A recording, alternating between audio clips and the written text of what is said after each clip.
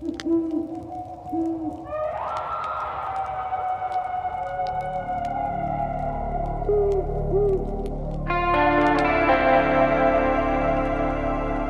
Appalachian Mountains are some of the oldest in the world, and we just happen to live in them. One thing we can tell you, there are ghosts in the mountains.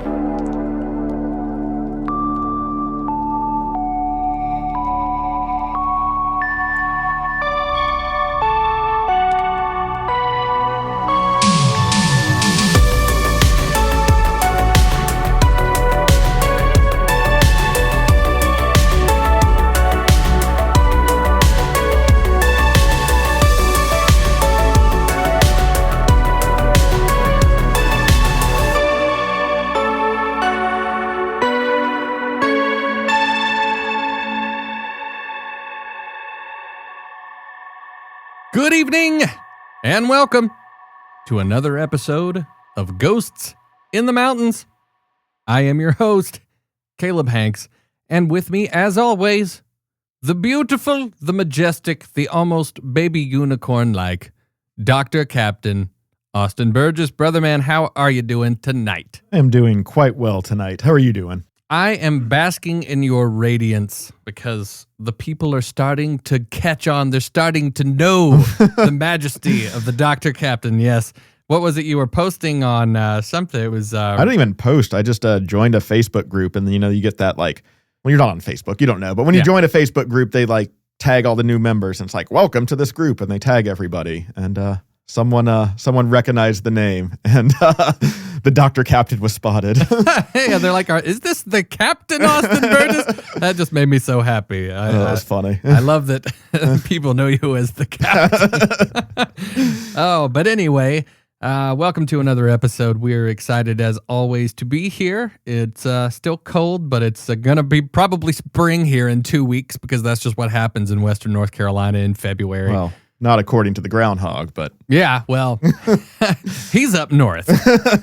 Well, no, even in Brevard, we have... Well, when I was a kid, it was Pisgah Pete, but he's retired now, and it's Pisgah Piper. And she also predicted 6 more weeks of winter, so we'll see. Is it a groundhog? It's a white squirrel. Oh, that makes much more sense. I should have probably led with that, but It makes sense. I think it's implied. I just wasn't putting 2 and 2 together. With Brevard, everything's a white squirrel there. Well, I'm glad that we're pointing in the direction of Brevard because tonight's episode, well, it dovetails perfectly out of Brevard. Yeah, it's pretty much, as you're traveling out of Transylvania County towards Jackson County, you reach a little stretch of land known as the Sapphire Valley. And the Sapphire Valley is beautiful, man. It's very short, but it's nice to get up through there. And, I've driven up that way on the way to go to Cashers and Highlands, North Carolina, because I played a lot of bluegrass up in that way. But it's actually located right below Cashers. Right. Yeah. There you go. So I've driven through there many, many a time. I think I didn't experience what some people have experienced, but as we like to do on this show, we look at the map and we go, I don't know what could be going on there. And turns out a lot of these places, kind of like, the Roan Mountain situation that we had last week. Mm-hmm. Turns out that there's this smorgasbord of just wild, strange paranormal activity. And as you are kind of alluding to before the show, the Sapphire Valley is maybe kind of getting into its own territory in that regard. Yeah, definitely so. This is one, I'd kind of made this initial list of topics, and I was kind of just jotting off to the side what town or what area they take place in. And I was kind of going through, trying to remember what we were talking about to do this week. And I was looking, I was like, oh my God. There's 3 stories from Sapphire Valley. And for a place that's, as small as that is, I thought that was a pretty high amount of ghost lore or stories associated with such a small little stretch of land. No doubt, man. Well, I'm incredibly intrigued to learn more about this, but let's not keep the bungholes on YouTube waiting and listening to... I wish so badly we could start the show with, Lord, I was born a rambling man. Just here comes your shitty rambling podcast host. That needs to be a new segment. We just play that when we go into our rambling segment of the podcast. Yeah, exactly, which is the whole thing. But without any more rambling about how much we ramble, dude, where do the hauntings and weirdnesses and all this shit begin in the Sapphire Valley? Man, I think it's kind of difficult to trace back exactly where the weirdness begins because, like pretty much everywhere else here in Western North Carolina, the land known as Sapphire Valley today was, of course, home to the Cherokee tribe for generations. Yeah. There's a lot of people that have attributed some kind of, I don't know if you call them monuments or structures to maybe the Cherokee or even their pre-Cherokee ancestors that have been found in that area. There's this one structure it's referred to as the Stone Basin, and it's used as kind of an early example of Cherokee activity in the area.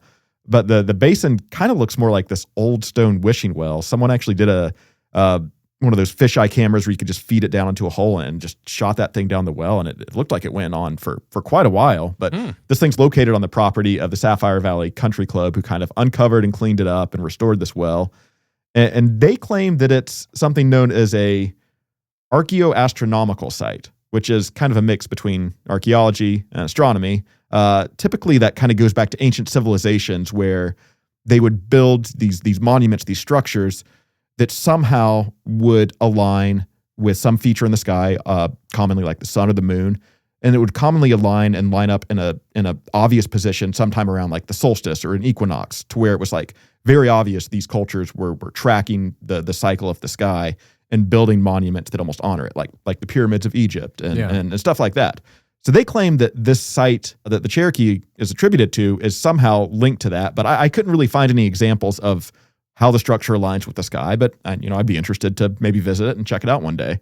Yeah, I've played at the Sapphire Valley Country Club many times. Oh, yeah. But it's been years since I've been up there, so I can't really think right offhand if I saw anything like that. But from what I understand, this is kind of tucked back in the woods. Like, okay. From the pictures I saw when they uncovered it, you would not have known this thing was there if you hadn't cut through a bunch of vines. I assume they just kind of stumbled upon it one day and then started digging, which almost makes you wonder how much more weird stuff is still yet to be uncovered back there. But in addition to that, they would find arrowheads. They found some that they claim could date back 12,000 years, which would definitely be pre-Cherokee ancestors if that's the case. So either way, there's been civilization in that area for thousands and thousands of years. But, as we know, the European settlers began to arrive in the late 1700s. And, the hills of Western North Carolina became this melting ground. You had the Native Americans, Europeans, you had Northerners coming down, and they were all seeking to expand territories, find new lands. And that's when pioneers really started to establish kind of grounds in the Sapphire Valley region. But then in the early 1800s, the discovery of gold, specifically in North Carolina, was real transformative moment for the valley, because historical records show that going back as far as the 1800s, gold was extracted from the Sapphire Valley.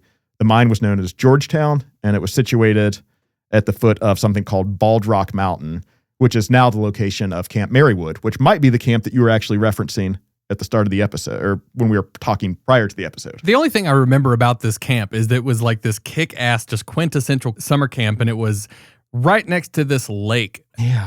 I want to say Tuckasegee, but I don't think that is it. I just remember there was a shit ton of lily pads, and it rained like crazy that day. Okay. Well, maybe it is, maybe it's not. Either way. I could find it on a map, probably. Fair enough. I might try to look. So, along with this kind of gold rush that was coming into the Sapphire Valley, there was actually quite a bit of other gemstones found, everything from emeralds, rubies, aquamarines, and of course, sapphires. So, among many other types of rocks. But apparently, there was an historical account from 1888 where a trio of individuals were able to unearth around 50 pounds of sapphire gems within the valley. And you kind of see where this is going.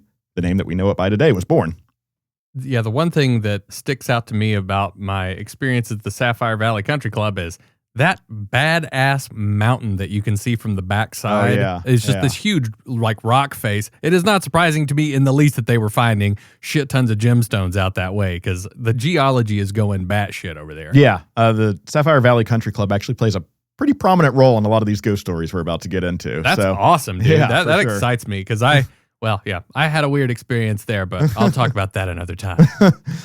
So yeah, one thing I saw that was kind of notable to me was that Tiffany and Company, like the jewelry brand, they were involved in mining activities in Sapphire Valley back in the day. Like they took an interest to that Georgetown mine in specific, and were looking for potential of extracting types of valuable gemstones to use in jewelry creation. So little interesting piece of history on that. Yeah, that's really cool. So things really kind of started to take a change away from the mining community by the early 1900s, and these visionary developers are starting to recognize its potential for tourism and putting resorts into that area, kind of turning it into more of a luxury resort-esque area on the mountains. And in 1903, the completion of Lake Toxaway, which is just down the road from the valley, brought in this whole new era. There was the luxurious Toxaway Inn that opened its doors to wealthy guests, including, Henry Ford, Harvey Firestone, and that old posse. Those boys were everywhere. They were. I think that Toxaway is the lake where the camp is. Oh, okay. So Lake Toxaway is a little bit down from, it has its own big country club there. There's the dam that you have to drive over when you're going into Toxaway. So maybe that's what you're thinking of. Probably so. There's, around Transylvania County, there are so many summer camps. It's hard to really distinguish them all. Yeah. So later in 1930, a pretty mysterious disappearance takes place that it's fueled ghost stories and legends in the area to this day that still get passed around. So according to this, it was a March afternoon, 73-year-old Methodist minister, Reverend Tom Hawkins, reportedly walked into the twilight and vanished. Tom noticed that his cow had not come home, or come down from the pasture, I should say. And at the time, he was living with his daughter, Ruth, and her husband, Joe. And he told them that he was going to go off and look for the cow, figure out where it was caught or gone off to.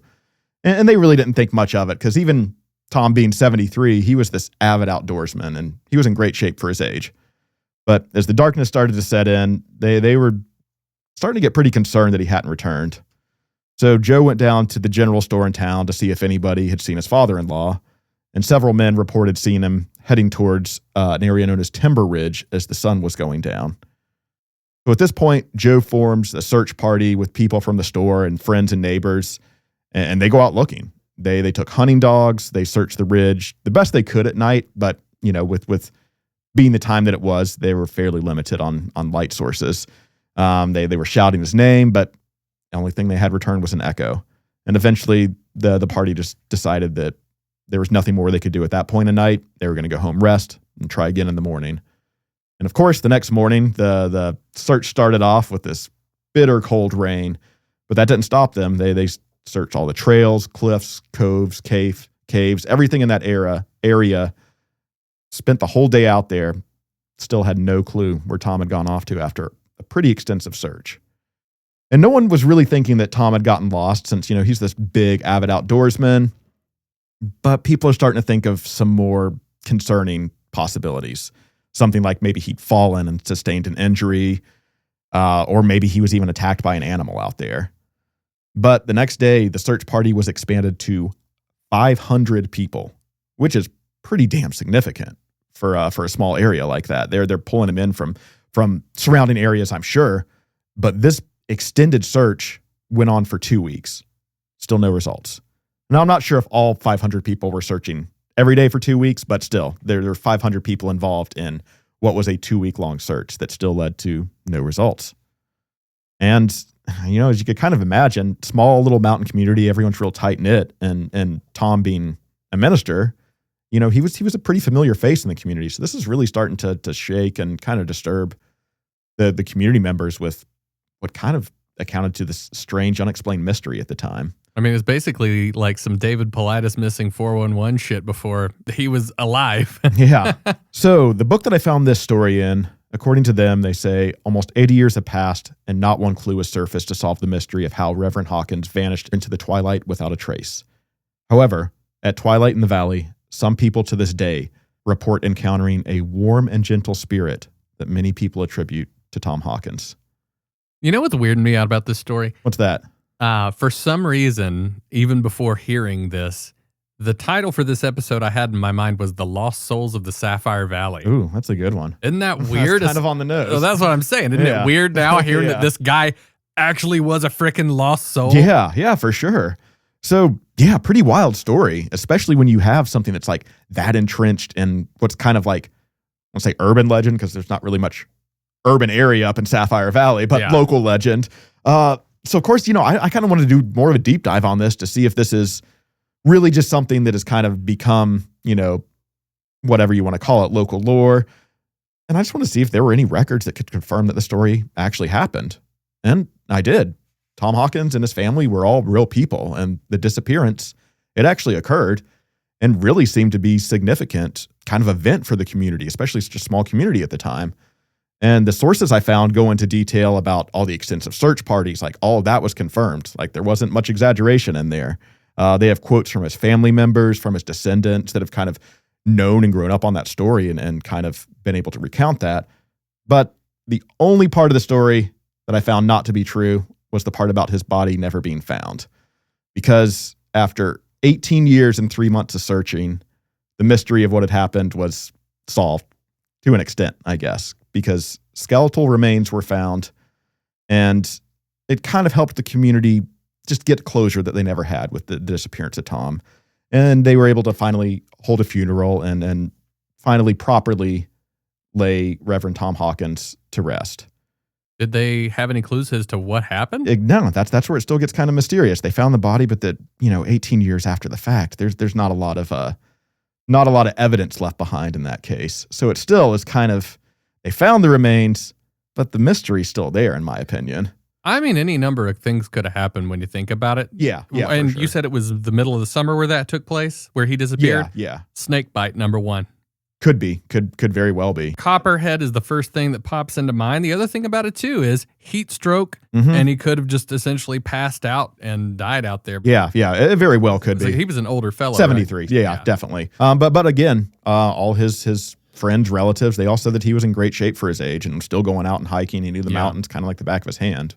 But like, I don't really necessarily think that finding the body disproves anything about the Twilight ghost aspect of the story. Not in the least. Yeah, I think, the part about his body never being found was added for dramatic flair in the initial ghost story I came across, but I don't really know if that was necessary to add to begin with. But maybe it makes it creepier or more mysterious, I guess. So anyways, shortly after this mystery was, kind of resolved, at least they had some closure, what is considered the modern era of Sapphire Valley began in 1954 when a man named Gene Howard Sr., who was a founder of Georgia Pacific, he retired to the area and wanted to create this golfing community where his friends could go, come up, spend the weekend, or even the season, enjoy the cooler mountain weather. And he kind of started the project of what has become, that big stretch of golf courses and country clubs that go all the way from basically Toxaway all the way up through Highlands.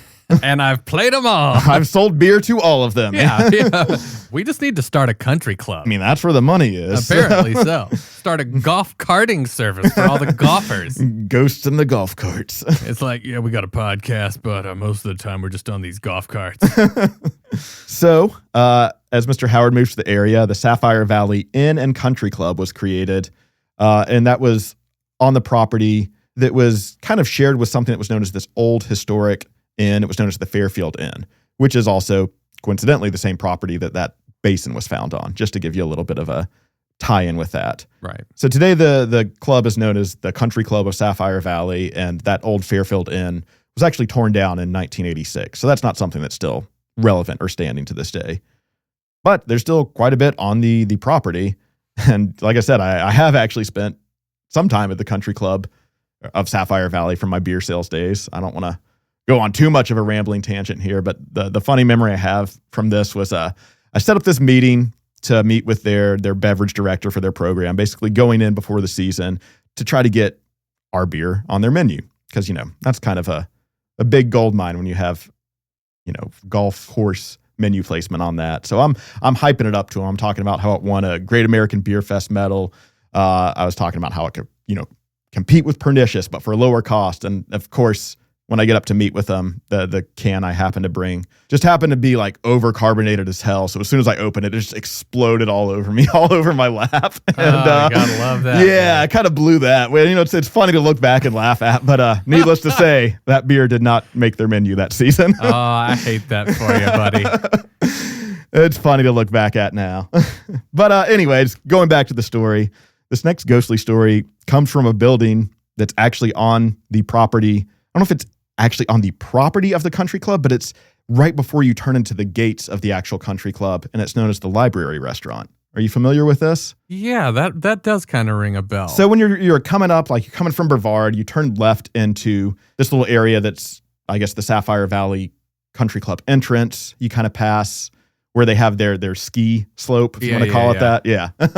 And then, you keep driving along, and then you turn left to go towards the gates where you enter the country club, and there's just this standalone restaurant kind of right in front of that, and that's known as the library. It's been a historic building there. I think from what I found, it's noted as being the oldest structure in Sapphire Valley and dates back to 1864. So drastically outdates the club surrounding it. I don't know if we ever played there, but I'm almost certain I know what you're talking about. Probably so. I don't know if it's, maybe they have live music. I'm not sure. It seems more just like a chill kind of, cocktail restaurant type deal. Yeah. But this building actually has a pretty significant history in the valley. It was initially used as a big part. It was kind of used as a farmhouse. They were producing, fresh produce, or they were farming fresh produce and dairy products, and they were using that to supply this food to the Fairfield Inn, which was right down the road at the time. But in 1992, it was transformed into this private dining club before it eventually closed in 2010. However, in 2016, new owners who were already kind of previous fans of the library, they'd been going there as patrons for years, they purchased the building and began this extensive renovation and restoration project, trying to keep the original vibe, but with a bit of a modern twist, and they rebranded it as the Library Kitchen and Bar. Not that much different. People still refer to it as the library. Yeah. And then people that are looking for books are like, what the hell's on his phone? Well, they do have, it's cool. Like you would expect a place that's called the library. They do have your bookshelf decor in there. So it is definitely a vibe. And I think it's, from what I understand, open year round. So it's definitely something that after you hear these stories, you might agree with me, but one that I think we might have to make a trip up to. Oh, I'm down, dude. So since they've reopened, the strange and unexplained occurrences have kind of become a norm around there. People, especially staff, they don't really bat their eye at the stuff that happens there anymore. They've experienced everything from pots of boiling water flying off the stove when no one's near, which sounds pretty dangerous. Oh, God. Gas burners on the stove, self-igniting, which send flames just like shooting at least a foot high in the air. And they've claimed that books, I mentioned the books on the kind of provide the library vibe. Well, books will literally fly off the shelves, according to their reports. I mean, what does that sound like to you? The opening scene of Ghostbusters. Yeah, basically. I think ghosts just like to mess around with books a lot. Yeah, fair. I mean, that's something probably easily noticeable that they could kind of draw attention to. Yeah, they're like, these pages are so light. It's the only thing Right. I can use my ectoplasm to move around. So I thought it was funny because we're talking about like pots of boiling water flying off and these flames shooting in the air. But the owners say that, it's nothing bad. It's more playful than anything. I'm like, All right. yeah. Tell that to Larry's eyebrows. But yeah, they also note that the building is home to a variety or family of phantoms, as they call it. The specters of a man, woman, and little girl are often seen throughout the house, typically near the main staircase. Tonight on Phantom Family Matters. That could be a good sitcom. So this actually didn't really come as a surprise to the new owners who, they claimed they knew it was haunted even before they bought it because they've been members of the original club since like 1999. So when they'd come there and have dinner just as patrons, they'd hear the staff telling stories about these strange things that they'd either seen or experienced there. So they pretty much knew what they were getting when they bought this property to begin with. Kind of makes you wonder if they were into the shit. I mean, I think it's very heavily implied, especially as much as they kind of almost seem at peace with it. Especially, you're talking about these pretty allegedly dangerous occurrences and like, oh, he's just playing around. They're just playing. Yeah, I'm sure there's tons of bed and breakfast owners out there that hear about a place being spooky and they're like, let's at least lean into that. If not, they're just like, oh, hell, if this is constantly going on, then maybe we'll get to see some shit. Yeah, for sure. So it's hard to say just how far back these strange occurrences specific to this building go because, that building has a significant amount of history for the valley. But staff that worked at the original library club claimed that ghosts were just part of the gig. They knew that from their very first week on the job. After about 5 years, a bartender named Ken said it eventually quit freaking him out and he just learned to embrace the presence. But, those first 5 years must have been a pretty wild time. Yeah, I mean, God, dude, if I was working late at a place that I knew was like haunted, I don't know. I'd be probably a little on edge. Yeah, because a lot of his stories that he tells in these experiences come with him closing down the bar, and it's heavily implied he's the only one left there at the time. That's the worst. Yeah. So he was a self-proclaimed non-believer before he started working there. But that all changed one night when he saw an apparition of a little girl wearing an old-fashioned white nightgown at the foot of the stairs. Yeah, that's when I'm like, all right, guys, I'm throwing in the, whatever they call that thing, the apron. The apron. It's been a long day, everybody. It gets weirder because he says he watched this little girl come down the stairs, go across the hallway, and then just disappear into a wall. The only thing that would have been worse is if halfway through there, she like turns her head, looks directly at him and points and says nothing. Yeah. Something acknowledging would have made that even more terrifying. I don't know what it is about that. That story just freaked me out. It's just unsettling as shit. It really is. And, you know, as he continued to work there, I think this was kind of like the whatever you want to call it, that broke the floodgates open, because another night he was closing and he started to think that whether it was the little girl or some of the other spirits that resided in the library, they were kind of starting to just mess with him, because he says he's pretty just OCD about making sure everything's closed the exact same way every night. He goes and neatly tucks all these bar stools in under the bar, and then he locks himself into his office to count the money. Keep in mind, only one here. So when he returned to the bar area, he found that every other bar stool was turned to face the opposite direction. And he claimed he didn't hear any sounds, any furniture moving, anything like that. So he just attributed that to them kind of being like, oh, we're going to mess with this guy. We'll do some pranks here. That is an opportunity for investigation, because if you have some security cameras in the place. Yeah. And I do think the story from Ken comes from, I think he was a bartender at like the OG version of the library. So he might have been working there before security cameras were kind of commonplace in businesses. Makes sense, sure. Yeah. But another incident for Kim involved him again counting the money in his office. It's kind of his nightly ritual. He'd go in there, lock himself in, knowing he's the only one in the building, but he just said he was just OCD. He'd worked in, more popular bars where there was that danger of being robbed during closing procedures. So he was just kind of used to that. And he says he goes in there again, locks himself in. But this time he sees a few papers just fall off the bookshelf. And he just at the time jokingly said something like, okay, I know you're here. But as soon as he did that, he said the papers literally lifted into the air as if they were caught by a gust of wind. Which almost reminds me of the Ted Bundy story. I was going to say, that hits a little close to home. I bet it does.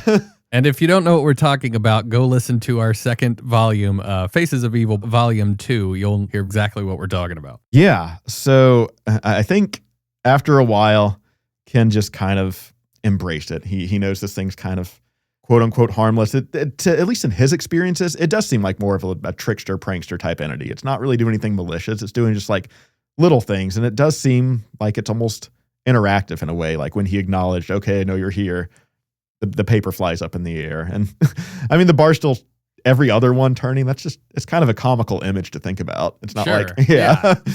If it was just like every one, I don't think it would be as impactful as every other one, because he could have thought like, maybe I did them backwards or something. But when it's that pattern of every other chair, seems a little intentional. I like the idea of the family of ghosts being like, well, we did Parcheesi last night. I don't know, honey. What do you think? You want to go with the guy and go turn around all the bar stools? I mean, ghosts got to have fun too, right? Hell yeah, and they seemingly do all the time. Yeah, I mean, that's one of the common things you see is this kind of prankster element to a lot of these spirits, especially ones that are seen as non-threatening, and they seem to have a bit of a sense of humor. Yeah, 100%. So there was another bartender that worked there. I believe it was kind of the same era, because she kind of referenced some of Ken's stories and some of her claims. But her name was Kim, and she claimed that she just really wanted nothing to do with all the ghost stories. She was familiar with Ken's stories. She'd heard from other people.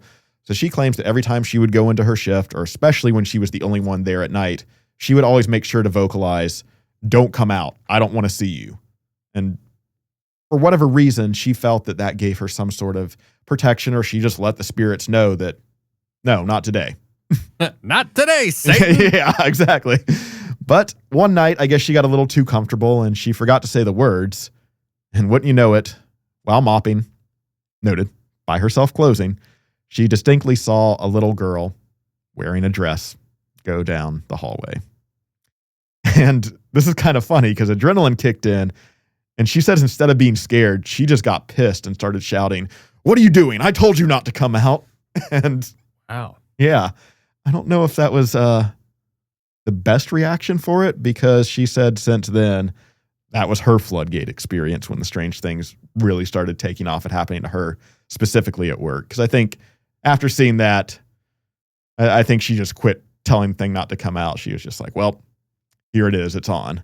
I do kind of like this ghost child mentality of, you didn't say the magic word. Yeah, right. So now I'm going to come out. That's totally what a kid would do. Totally. Yeah, 100%.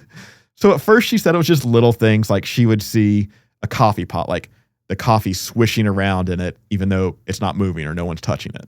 Wow. And, just little weird things. But then she started seeing shadow figures out of the corner of her eye, which we know all about those. Mm-hmm. And she would hear footsteps, despite being the only one in the building. She would have TVs start turning on by themselves randomly. And she just had that general feeling of being watched.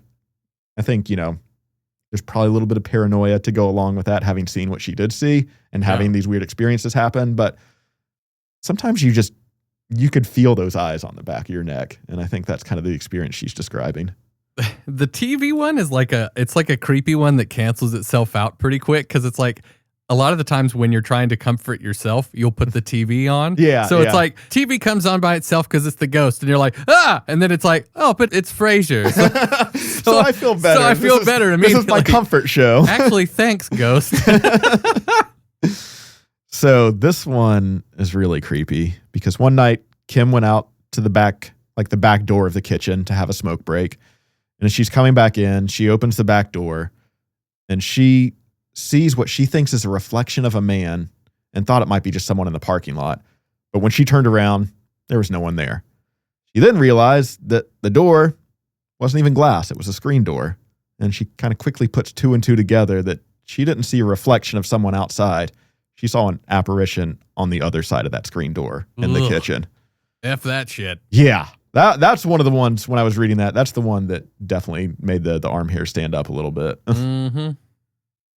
She had other weird experiences. There was another one where Kim witnessed what she claimed was a full drink completely tip over without anyone near. And she just said, like, I tried everything to recreate it, looking for, ways that I could get our air conditioning unit to blow it over, or maybe a fan to blow it over, just anything she could to find a plausible explanation. But she said there was no way she was able to recreate that same experience in that spot without using force to tip over the glass. Yeah, and I'm assuming if she's putting that much effort into trying to recreate it, then that table was probably pretty level and pretty solid. I would assume so. I don't think she went into too much detail on that. But, if she's sitting here like, okay, I need to make sure I'm not crazy, I'm gonna do some scientific method here. Yeah, I think she probably was at least checking all the boxes on that. But most recently, or Kim's most recent experience, I should say, I don't think this happened recently per se, but she claimed to witness a huge black shadow go down the hallway. It was a Sunday evening, and she was completely alone in the building at the time, so she knew that it wasn't just the back of somebody or a shadow of someone catching the wall at a weird time. So that one was the one that I think really kind of started to creep her out again about being there alone specifically, because she said that was the last thing that she reported. And, maybe Kim got another place of employment after that. Who knows? probably so. I'm assuming this hallway is like a main throughway.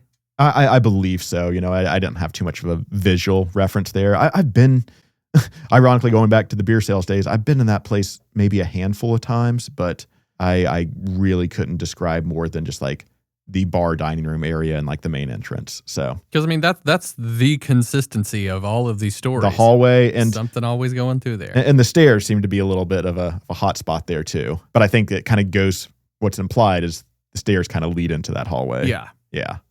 So pretty consistent and interesting experiences. And Kim kind of notes that she's like, yeah, I would talk to Ken, the other bartender, and we'd be like, oh, that happened to you too? And like, it was very obvious that they were experiencing what was basically the same phenomenon without having spoken to each other like prior about it until they started discussing the experiences.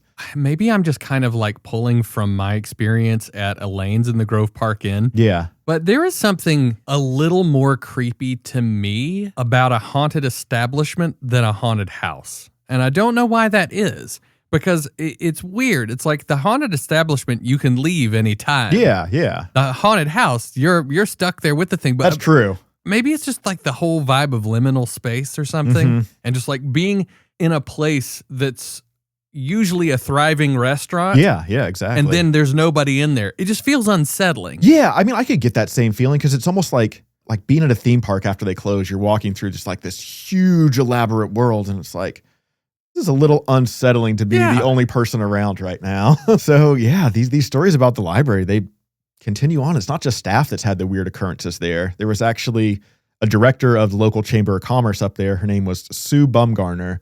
And she claimed she had her very first paranormal experience at the library club in 1990. And she reported the sensation of her leg being rubbed while she was just sitting down at a table, even though no one's sitting around here. And later, she claimed she had the sensation of an arm being placed around her shoulder, despite her basically standing alone for where she was. And Sue wasn't a believer of ghosts either at the time. But the experience was enough to make her not visit the library for a good little while. She was pretty freaked out, having never experienced anything like that, not really having that context or belief in the paranormal to attribute that to. Like, I think it kind of changed her viewpoint on ghosts, and she eventually did come back to the library after she'd kind of reached a bit of acceptance. And she also had another interesting take on it. Later, I guess she learned that she had some relatives, the Monteith family, that actually used to live in that original building way before it was the library. And she almost wondered if that could have been some sort of sign of her relatives or, maybe not even loved ones, but just past relatives attempting to reach out to her in some way. Now, you never know, but it is very similar to things that people at Elaine's would report. There were quite a few people that would be working there. They said that they would feel something tug on their pant leg from underneath the table when there was either them or just one other person in the place, and their ass wasn't hiding under the table. Yeah, no joke.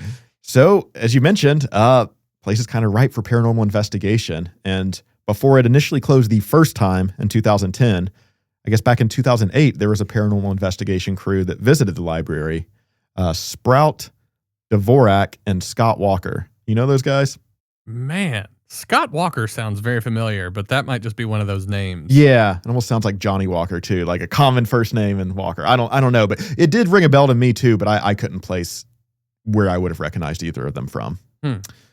Unfortunately, their investigation didn't really yield any results or evidence, but they did note there was a strong smell of soap that everyone noticed when they were near the bar, and it was followed by just a brief EMF spike on their meters.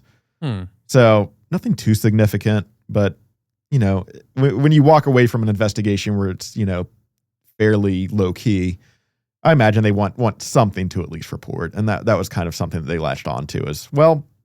This happened. It was pretty weird, and they noted that they wanted to go back and do an investigation in the future. Don't know if that ever really occurred, so maybe we need to pick up where they left off and add the library to our potential list of investigations. Oh, I'd definitely be down. If it was a smell that didn't always permeate the place, but was just kind of there, kind of like, the common, we smelt roses and cigars kind of thing. But perfume is another common smell that people associate with paranormal activity. That's definitely kind of interesting. But there's a lot of bars that have a lot of very specific smells. Like if you go to the Westville pub, you're going to be smelling Clorox. Yeah, fair enough. And I guess a soap is, hopefully commonly used in a lot of these places. At least they're cleaning. Yeah, exactly. So that pretty much wraps up everything from the end of the library side of it. But, for a place that is kind of a little hole in the wall, damn if it doesn't have a lot of pretty spooky experiences tied to it. Oh, yeah, man. It's kind of a wild spot because, like you were saying, there was like a family that lived in this building for a good long while before it becomes this establishment. So and then people are describing, well, there's a family of ghosts here. So maybe they never left. I wonder who that could be. Right. So, yeah, I thought that was a pretty, central part of some of the Sapphire Valley experiences, but they don't stop there. This next description of, the high strangeness of the Sapphire Valley comes from a different book that I had, but needless to say, it definitely piqued my curiosity on the area. And according to this, Sapphire, located in Transylvania County, has a long-standing reputation for its numerous reports of paranormal activity. The region's dense forest, isolated mountain communities, and rich Cherokee heritage have contributed to a local folklore tradition that frequently intersects with contemporary accounts of unexplained phenomena. Historical records and oral traditions recount instances of strange occurrences dating back to the 19th century, with a notable increase in documented observances since the mid-20th century, cementing its status as a site of significant supernatural interest. Reports of unexplained phenomena in Sapphire encompass a wide array of occurrences. UFO, or UAP sightings, are frequently reported, often described as unusual lights or crafts performing impossible maneuvers over the mountain ranges, sometimes accompanied by electromagnetic interference. Cryptid encounters are also a notable aspect of Sapphire paranormal accounts, with common descriptions of bipedal creatures resembling Bigfoot or some other large unknown animal.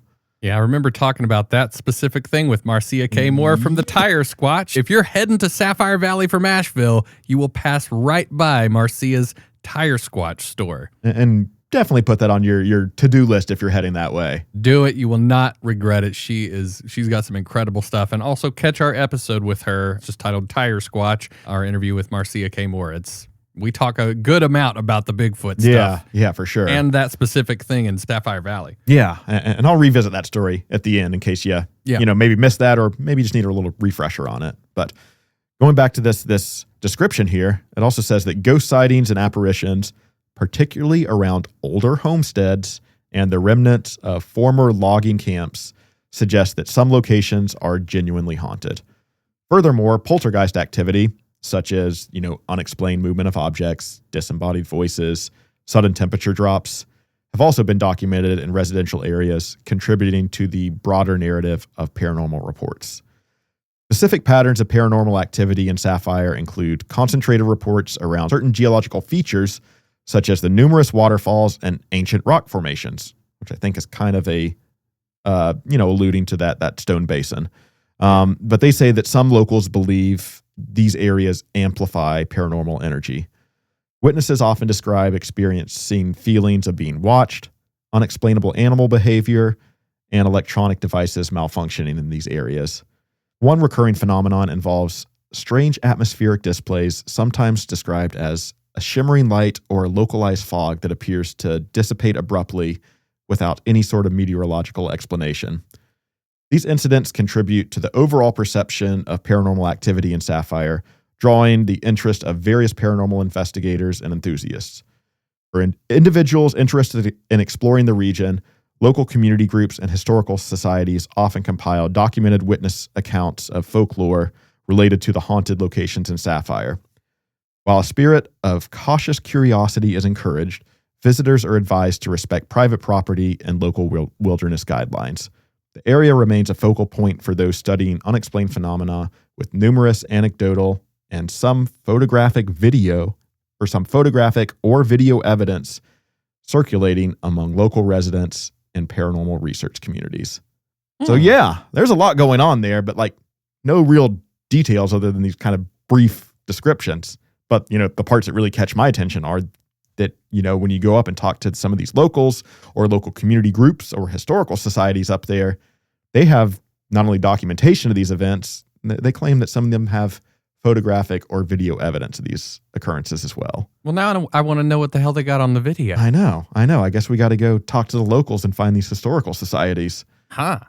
But yeah, a lot going on there. Not a lot of real detail. So naturally, I wanted to do some digging and see if I could find sources to what everything is kind of being referenced in this kind of overview description. And I actually did have some luck with it. So specifically in reference to what was described as kind of this atmospheric display or unexplained fog, I did find the story on ghostofamerica.com. It was from 2014, Sapphire Valley, North Carolina. I saw a white smoke going down the stairs. Me and my wife both heard the sliding glass door open, and we went to check, and it was closed and locked. That's all the story really has. pretty brief, but at least it's something. And I don't know if that's exactly referencing that fog occurrence, but white smoke, a weird atmospheric fog. I could kind of see those things being linked in some way. All I'll say is don't vape when you're doing a B&E, kids. 2014, I guess vaping had kind of taken off by then. I think so. It's like we had this ghost visit and then our plasma screen was missing. So on that same site, I found another reporting experience that also took place on the property of the country club of Sapphire Valley. And according to this experience, it was around 2017 or 18. I can't remember exactly. Sapphire Country Club had caught on fire when an employee backed a golf cart into some gas tanks. Bummer. Damn. While the club was being renovated, my best friend and I, who worked there at the time, went to see if we could go skinny dipping in the pool late one night. We walked around the side of the building that had burned. It was the bottom level underneath the dining rooms. I know exactly where that is. The employee cafeteria and some of the offices, which is where that beer exploded on me. Oh. It was pretty much gut at the time. No outside walls at all. As we come around the corner, looking into this downstairs area, we saw a large figure dressed in a long black robe or dress. Not really sure. It covered the whole figure, and this figure had long black hair, but we couldn't see the face of the figure as it was moving somewhat parallel to us. It moved very fluidly and briskly. I have chill bumps just writing this. My friend and I both saw this. When we saw it, I turned to my friend who was running back up the road away from the area. Needless to say, I quickly went on my way right behind him. I don't know what we saw that night, but I'll never forget it, and I hope to never see anything like it again. Bigfoot breaks into the country club, and he's like a little cold. He's like, you know what? Male pattern baldness affects lots of different people. He grabs a freaking robe, and he's out there. Hugh Hefner it up, and then these kids startled him. It makes perfect sense. Yeah, we'll add that to the list of possibilities. No, it definitely sounded more like a ghost, but I'm not taking Bigfoot off the table. It definitely kind of freaked me out because in my mind, it kind of conjured this image going back to some of the stories about the road to nowhere, about the people that were either driving away from the tunnel on their way out, or as they drove up, they claimed to see someone in a robe just standing on top of the tunnel watching them. Oh, yeah. And I was like, that's a pretty terrifying mental image. And this kind of conjures that same thing in my mind. Yeah, I was just recently at the road to nowhere. Yeah, I know you, yeah. And I got to walk through that tunnel for the first time. And dude, that is a long, dark, freaky ass tunnel. So I understand how anything could be freaky out there. But again, especially a robed figure. Yeah, dude. But if you didn't catch the episode of Small Town Monsters, just go to their YouTube. I can't remember the name of the episode, but it's one of the most recent ones. It's about Bigfoot, and it's talking about the Fontana Dam. So that's the one that Micah and I are in. So if you want to see us on there, we're telling some weird stories, and it's pretty fun. Sorry, Austin, go on. So I also found this story on a North Carolina Ghost Stories forum, and it says, my husband and I saw a ghost inside our room when we stayed in a condo in Sapphire Valley. I wonder if anyone else has seen one. This was a very friendly ghost. He smiled at me. We are normal people, and I'm still trying to figure out any other explanation for what we saw. I checked through North Carolina ghost books and believe we probably saw one that is called the Parson of the Hills. If you knew my identity, I would not be telling you this. There are a lot of North Carolina ghost books. So, of course, I start to look into the Parson of the Hills, but I can't really find anything about like a ghost or paranormal occurrence to go with it. So if you don't know, as I didn't, the Parson of the Hills actually just refers to this other well-known Methodist preacher that was named Charles Keyes. So my best guess on this is that some wires might have gotten a little crossed in the research, and the post was actually meaning to refer to the Twilight spirit of Tom Hawkins. How is Keyes spelled?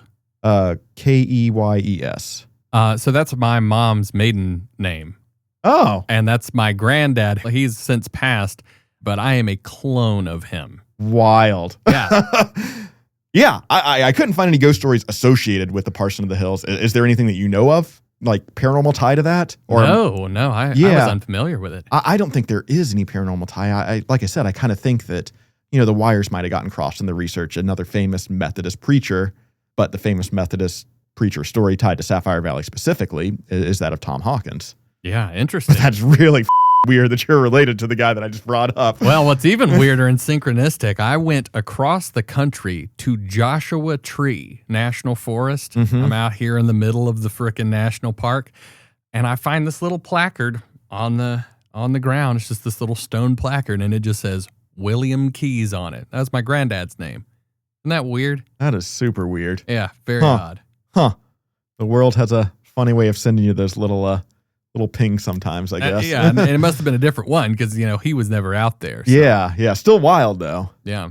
So, yeah, I mean, most likely, I think that, especially with her kind of descriptions of this, it was a friendly ghost. He smiled at me.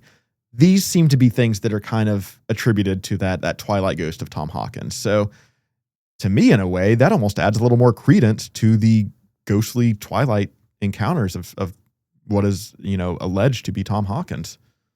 That's really cool to have that mental image too, because that area is so epically scenic with that big ass, huge rock face behind. Oh yeah, the Lonesome Valley Club back there dude. where you have that rock. Yeah, Oh yeah, man, for sure. just thinking of this idea of seeing this just kind of fading Obi-Wan Kenobi style apparition out there. I don't know. It's kind of beautiful, especially knowing that he still gets to be around that area where he loved it. you know? Yeah. The mountain man himself just wandering the valley to this day. I wonder if he ever runs into the lost hiker of Grandfather Mountain. He'd probably have to do a little bit of traveling to get there. Yeah, but those guys can travel instantaneously from everything we can tell, unless people like Ted Bundy have to have super Sith powers to be able to do that stuff in the afterlife. Yeah, I mean, I will say, Ted Bundy's kind of the only real example I've found of that kind of traveling spirit trope that I could think of off the top of my head, at least. The implication of that is creepy because it's do you only have those powers when you're supremely evil? Because I don't think that you're necessarily relegated to where you die. Yeah, Because for then sure. hospitals, I mean, I'm sure there's all kinds of. There was a ghost video. Didn't I show you that? The little orb that went across the Yeah. security camera. Yeah, There's this saw crazy that. video recently that we found of this little orb that flies across the security camera, and the night guard, he's narrating over the security footage, and he's like, "This is when I see it." And then he acknowledges the security camera. You see it on camera. It's like this little kind of, I don't know, it's just like a little orb, but he saw it with his naked eyes. Yeah, that's pretty wild. That is a very puzzling video. I don't even know what to tell you to search for, but if you find it, go check that video out. I think it is one of the most maybe significant paranormal videos we've seen maybe ever. I don't know. It's definitely a bit of a new take on it because the orb phenomenon's not typically something you see with the naked eye, unless you're talking about orbs like the Brown Mountain Lights or kind of the UFO reports on that. Yeah, but it seems to be a pretty big one. And again, look, if this one ends up being a complete hoax and it's already been disproven, then sorry, but it's kind of hard to tell when it's on a security camera. Yeah, for sure. The footage is just never great on those. Speaking of UFOs, those were referenced in that description. So I guess I should have known that with Cashers being located right above the Sapphire Valley, I should have known that some of these UFO sightings were probably being reported on Mary Joyce's Skyships Over Cashers website. Of course. So, that area is kind of thought to be a bit of a local UFO hotspot by some people. But I did find one report specifically coming from the Sapphire Valley, or where the Sapphire Valley was specifically mentioned. And it was just a brief email that was published on the Skyships Over Cashers website that read, "Did anyone else see what I saw about 9:45 p.m. on Saturday night, September 8th, 2012. There were about 10 objects flying from west to east for at least 10 minutes directly over Sapphire Valley. Jerry." That's it. Pretty brief, but I mean, you kind of get everything you need to know from that. And Mary did a little editor's note on this, and she said, "We received a brief email from Jerry at 10:37 p.m. on September 8th, 2012. Shortly after his sighting from Sapphire Valley, we received the email. We tried to reach out to him for more details, but we were unable to connect with him. It's interesting that the UFOs he saw were coming from the west or from the Cashers direction, where there have been so many sightings. This map includes many places where UFOs have been seen and reported on this website, and it's just kind of provides a little mental image where it highlights the Bee Tree Road area, Cullowhee Mountain Road, Highlands, Lake Glenville, Norton Road, Whiteside Mountain, Whiteside Cove Road, and Yellow Mountain, just kind of showing you that whole area surrounding Cashers is kind of a bit of a hot spot for UFO reports, and, makes sense with Sapphire Valley being located directly below Cashers that you would get a little bit of a bleed over from that. Well, if you ever want a really good view to be able to see the night sky and do some UFO scouting, I don't know if it's open at night. I'm assuming maybe, but Whiteside Mountain is a hell of a view. For sure. Like that's one of the more open expanses that you can see up there. So yeah, bundle up. I bet it's cold as hell even in the summer. Yeah, fair enough. So, like I said, I was going to save this Bigfoot story for last because if you are a regular listener, you're going to recognize this one. But for those who haven't heard it or those who might have just forgotten and need a refresher, this one took place not even a year ago in July of 2025.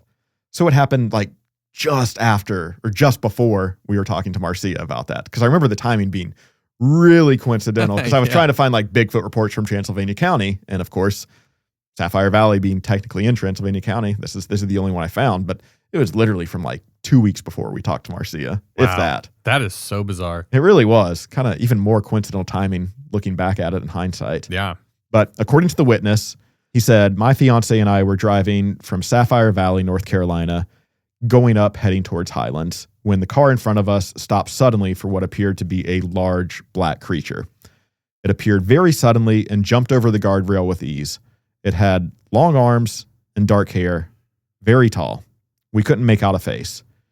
It obviously startled the car in front of us because it slammed on its brakes. This car was a blue Hyundai Genesis, and we were gobsmacked at this.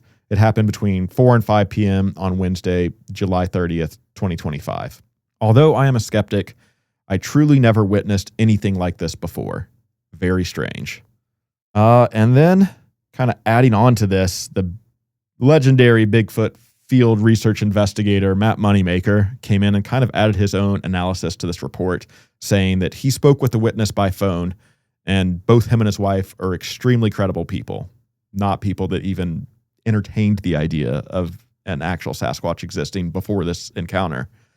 And he said that this incident happened in the daylight, so it was pretty, good lighting to get a look at this thing. And the creature they saw could only have been described as a Sasquatch. Some people might be surprised that a Sasquatch would come so close to a human structure or human structures, but they are just a cluster of structures in an ocean of mountain forest up there. Other animals like deer and bears will frequently be seen close to structures like this in that type of environment, so it should be no surprise that Sasquatches will come this close as well. The part of the U.S. where North Carolina, South Carolina, and Georgia all intersect is a sweet spot for Sasquatch sightings, which, if you don't know, that's basically that whole Sapphire Valley, Cashers area. You're basically at the corners of those three states. Yeah.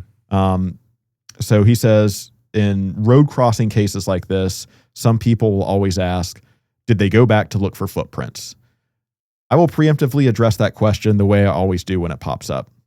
If a report like this does not mention the witness returning to look for footprints, then it's safe to assume it just didn't happen. You don't need to ask. Other questions from the peanut gallery will slide down the IQ scale even further when some will inevitably ask, how come they didn't get a picture of it then? Didn't they have a phone with them? The question itself shows the inability to comprehend an uncomplicated situation that happened by surprise and only lasted a few seconds. You wouldn't expect someone to obtain a photo or video in this circumstance without a dash cam running. And, valid point. I just think the way he phrased that was really funny. I mean, if you think of it in the same context as like a bear, if a bear is running across the road, almost gets hit by a car, and then it's across the road by the time you have slammed on your brakes and not hit the car in front of you, that bear is almost already in the woods. Yeah, and like that's not even on my list of the first 5 things I would do is pull out my phone in a situation like that. Yeah, you're in shock kind of essentially. You're like, exactly. Oh shit, we almost like crashed. Yeah, because you're in the moment. You're not sitting here like, I gotta get a video. You're like, what the hell is that? You haven't even thought about documenting it. So yeah, I think that is a good explanation on why encounters like this that are, claimed to be seen in broad daylight might not even have evidence to go along with it because it's just a flash in a pan moment like that. Yeah, makes sense to me. Yeah. So yeah, pretty wild. I think there's probably more Bigfoot stories and experiences up here because the description that I found in that book was published well before this Bigfoot sighting was reported, but I couldn't really find too many other ones. And maybe that's just kind of the big one that pops up because it was part of the the Bigfoot Field Research Organization website. Yeah. But either way, I'm sure there's a lot out there that happens that just doesn't make its way onto the internet, especially in a place like Sapphire Valley, where you probably have a lot of locals that, might live a little bit more offline than some people. Yeah. I mean, I never lived up there, but God almighty, I almost felt like I was paying rent, because there were days, I mean, there honestly were years where I was just driving that expanse exactly where that took place, you know? Yeah. Multiple times a day, multiple times a week, sometimes, not even kidding, 3 and 4 times a week in the summertime in the busy season. Yeah. I was to the point to where Micah and I actually looked at a couple of properties up there because we just worked up there so damn much. That's wild. Yeah. Before I worked for a brewery, when I was doing just distribution work, I worked for a beer and wine distributor. And my route was that it was Brevard through Highlands. So I had to be in Highlands literally 3 days a week. There you go. Yeah. Wow, you and I know some very strangely similar plights. For sure. And I don't say that because of the areas not being lovely, because they certainly are, but that road, that stretch between Brevard and Highlands can be a bit treacherous. Yeah, especially the stretch between Cashers and Highlands itself. That's when those wines really start to kick in. I think just the other week, I think it was right after the ice storm, I saw a tankard carrying gas had fallen off the road there, like broke through the guardrail and it fell into the ravine. That is so terrifying. It really is. That was just seeing the picture of the aftermath of that was just, I couldn't even imagine what that experience was like. Well, then you've got the other side of the mountain, which is when you're coming up through Franklin. Yeah, that's even sketchier in a way. That was kind of my preferred way for the longest time, because the interstate is such easy access to there. But dude, you want to talk about a road where it's just, those switchback curves, and then you've got a guardrail, but to your right is the most just steep drop off ever. And it's like, it is a treacherous drive, my man. So I'm not telling you anything you don't know. But I'm assuming that is where this beautiful tale of the Sapphire Valley comes to a close then, right? I believe so. But again, like this little tucked away gym, if you will. Damn it. I was going to make that joke, you bastard. It has it all. We might have found ourselves just another high strangeness hotspot that we need to go check out for ourselves, I think. Well, I think that we might have had a little bit of a first here on Ghosts in the Mountains, which is a double hitter, a back-to-back episode to episode of 2 places that are kind of these interesting hidden gem smorgasbords of paranormal activity. Yeah. Roan Mountain, didn't know anything about this. This one's even more interesting to me because I'm just so familiar with it. Yeah, you can picture it all. Oh, hell yeah. I know. Yeah. It's like, exactly. I'm seeing everything because I've seen it all before. But dude, I absolutely love episodes like this because it is areas that I'm familiar with and learning stuff about this stuff. But I think that's, one reason that a decent amount of locals around the area like our podcast, because they get to hear about these things where they never even knew that this stuff was going on, and it's, stone's throw from where they are at any given moment, For sure. And if we have any listeners up in the Sapphire Valley or even Cashers area that have any strange experiences they want to share with us, or even if you have some friends up there that might have some experiences, send them our way. We'd love to dive more into this and, maybe connect with some of these historical societies that have this alleged video or photographic evidence. No doubt about it. And I'm just going to let you guys know, I had a very strange experience in the Sapphire Valley myself, but I am going to, sadly, leave that for the midnight broadcast. It is our new after show that is a companion episode to every episode that we do of Ghosts in the Mountains, where Austin and I don't know, we switch it up. We try different stuff. We talk about different things. Tonight is going to be a pretty fun one, I will tell you that, but if you want to have access to the Midnight Broadcast, which is our companion episode podcast, all you have to do is become a paid subscriber of our Patreon. And that's not the only thing that you get access to. You get access to some behind-the-scenes stuff in accordance with a lot of our different episodes. If there is any supplemental information that we have that we can provide that's maybe visual, we'll throw that in a little extra folder there for you, and you have access to all of that. By being a monthly paid subscriber on our Patreon. And then secondarily, around Halloween time, Austin and I did a little bit of a cover of some punk music. and you have access to that. And I am ramping up, trying to work on some more things like that our subscribers will have exclusive access to. But more news on that in the future. But that all said, I just love little episodes like this, man. I enjoy the big topics. I enjoy the ones that people have done a lot of research on. Those are super fun. But it's the hidden gems, the ones that you wouldn't even really suspect or know that anything would go on. But when you do, it makes what you already know about these areas just so much more spooky and interesting when you do happen to be driving back through there at night. So for sure. I think one thing that kind of resonates with me on this one is you have these stories that you're not really sure if they're local legend. You're not sure if it's just kind of, a ghost story made for whatever purposes, or if it's something that actually happened. And then you go in and start finding accounts of actual people on the internet that experience stuff that basically lines up directly with the origin of these local legends. Almost reinforces them in a way. No doubt about it, my man. Well, as always, my friend, fantastic job on this research. This has been such a cool one to learn more about. And if you at home want to learn more about what we do here, you can go to ghostsinthemountains.com. If you yourself almost ran over a Sasquatch going up through the Sapphire Valley, you can email us at ghostsinthemountains@gmail.com. We highly encourage you to be a patron of our Patreon because we got some good content over there. And I know I say it all the time, but it is because I mean it. We thank you from the bottom of our hearts for listening to this podcast. It means the world to us that you enjoy what we're doing. So we'll see you on the next episode of Ghosts in the Mountains. You stay spooky, everybody.